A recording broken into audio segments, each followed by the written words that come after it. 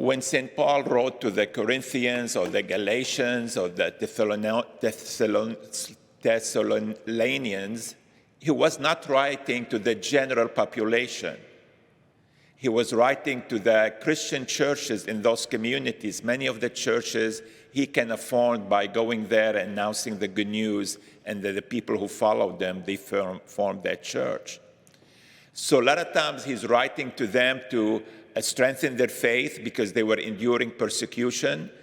And sometimes he was writing to them to correct some beliefs that they kind of brought into their faith or some practices that were not appropriate.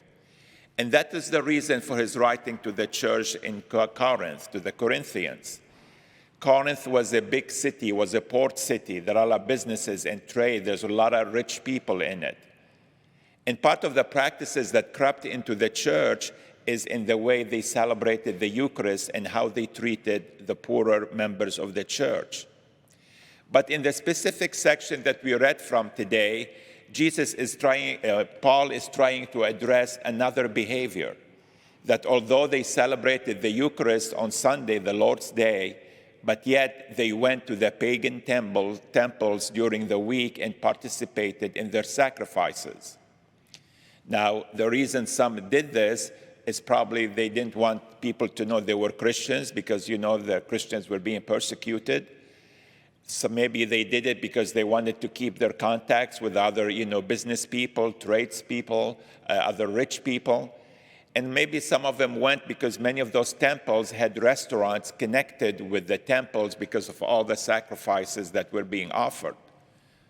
So they wanted to be seen, they wanted to be fed, and they wanted to continue working with their business partners.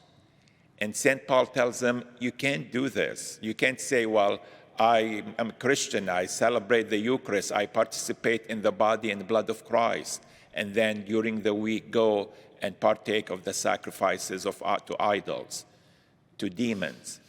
Because celebrating the Eucharist is not just going through the motions and saying, oh, I believe this is the body and blood of Christ, but also becoming one with Jesus, one in his way of life, the way of love that he presented to us.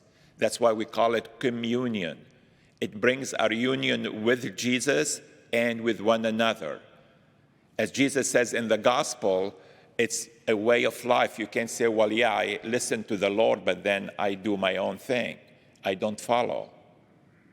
And by participating in both sacrifices, that means we're trying to serve both Jesus. We're in union with Jesus, as well as we are in union with those false gods who St. Paul calls demons. You can't be in union with Jesus and with demons. We have to make a choice. And I think sometimes we continue to fall into that same traps, that same mistake. Yeah, we are Christians, but does the way we live our lives during the week, the fruits of our Christianity, does that show that we are truly Christians? Or we're still trying to live the ways of the world so we can fit in, so we can be accepted among our family and friends and business, partners and people? Jesus tells us in the gospel, you cannot serve two masters. You have to choose one.